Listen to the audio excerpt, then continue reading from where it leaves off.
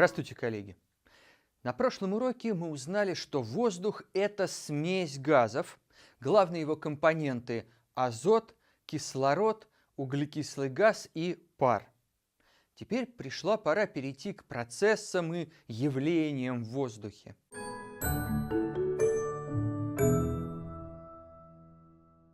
Вообще-то на прошлом уроке мы уже исследовали одно физическое явление. Кислород потратился на горение, а под стаканом остались газы, в которых свечка погасла. С этого места и продолжу наш разговор. Для опыта мне понадобится таблетка сухого горючего и новогоднее украшение, вот с такой легкой бахромой. Зажгу таблетку.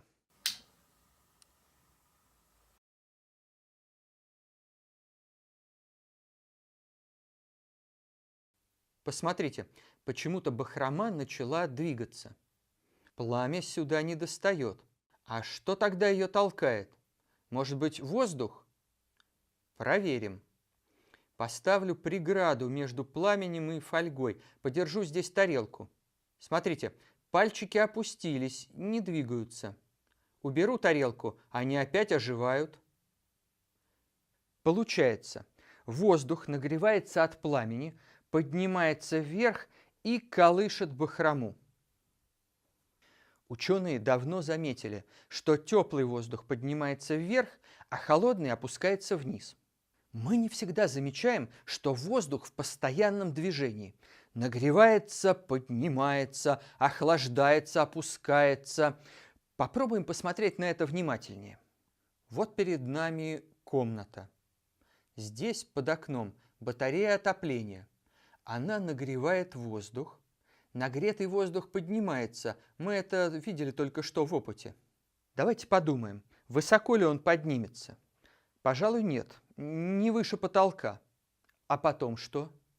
Батарея продолжает греть воздух, отправляет вверх новые и новые порции теплого воздуха. Эти порции непрерывно поднимаются.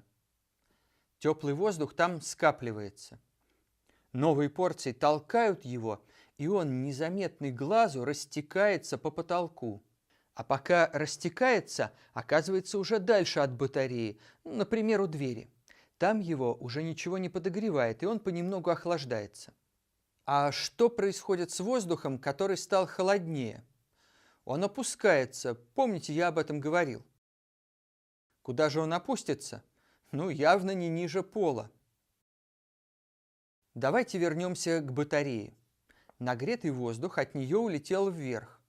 Что же, возле нее осталась пустота, безвоздушное пространство, как в космосе? Нет, такого не может быть. Сюда откуда-то должны поступать новые порции воздуха. Откуда? Думаю, вы уже догадались.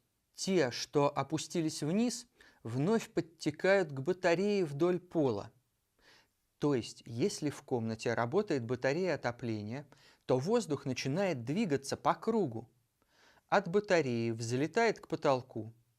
По потолку растекается, охлаждается, опускается и снова течет к батарее. Все, что я сейчас описал, можно проверить. И научный прибор для проверки у нас есть. Это свеча.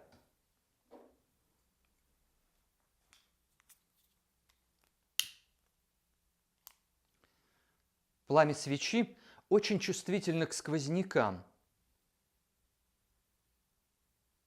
Мы находимся в классе. Здесь под окном есть батарея отопления и дверь напротив. Давайте сделаем предположение. Говоря по-научному, выдвинем гипотезу. Что будет с пламенем, если мы приоткроем дверь и поднесем к ней свечу? Что мы, скорее всего, увидим? Вот здесь, сверху, возле дверного проема, воздух движется по потолку от батареи. Если мы открыли дверь, он может продолжить свой путь, уходить из комнаты. Поэтому и пламя должно отклониться в коридор. Проверим.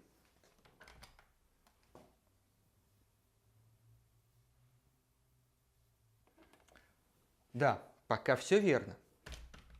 А что внизу двери? Тут, по полу, воздух возвращается к теплой батарее. и тянет за собой воздух из коридора. Значит, мы увидим, как пламя отклоняется внутрь комнаты. Проверим.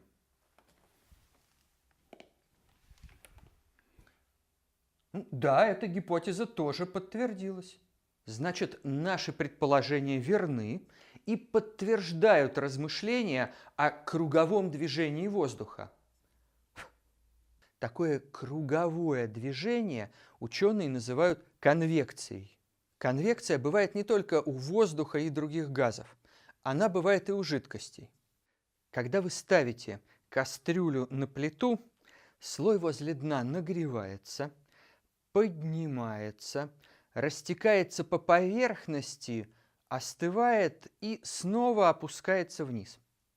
Правда, у кастрюли стенки непрозрачные, и конвекция в ней плохо видна. Поэтому я покажу вам ее в колбе, а чтобы вам было виднее, добавлю сюда немного чая.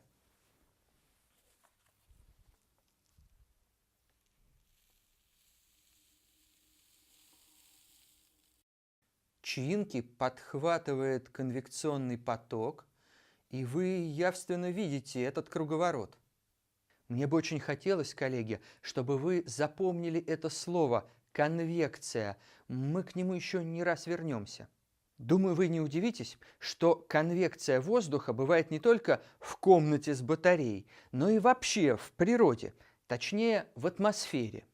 О том, что у многих планет есть такая газовая одежка, атмосфера, мы уже говорили. Давайте посмотрим, как происходит конвекция в атмосфере Земли. Батареи тут, конечно, нет. От теплой Земли, как от батареи, нагревается воздух. А нагретому воздуху полагается подниматься. И вот он взлетает.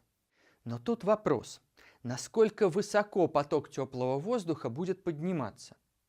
В комнате ему бы мешал потолок, но в атмосфере ничего такого нет. Догадаться тут несложно. Будет подниматься, пока не остынет. Теперь он уже не такой горячий, чтобы подниматься выше.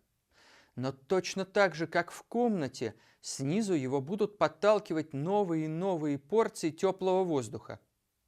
Куда же ему деваться? Остывший воздух будет растекаться в стороны, прямо в атмосфере, все дальше и дальше от нагретого места. И будет продолжать остывать, а значит и опускаться ниже и ниже. Помните, мы говорили, воздух в комнате, совершив круг, возвращается к батарее. А сейчас мы видим ту же самую конвекцию, только в атмосфере. Все эти конвекционные потоки воздуха нам на самом деле хорошо знакомы. Если мы стоим вот здесь, мы чувствуем поток воздуха, который возвращается к нагретому месту. То есть мы попросту чувствуем ветер. Вообще ветер, говоря по-научному, это поток воздуха вдоль земной поверхности. Это тот самый воздушный поток, что обдувает пешехода своим дыханием, летом шелестит листвой, покрывает рябью озера, наполняет паруса кораблей, а зимой закручивает снежинки в хороводы, метет поземкой под ногами. Ветер может дуть и на большой высоте. Вот здесь. Здесь он тоже дует, то есть движется от нагретого места. Иногда можно даже заметить, что облака в небе плывут не в ту сторону, в какую дует ветер на земле.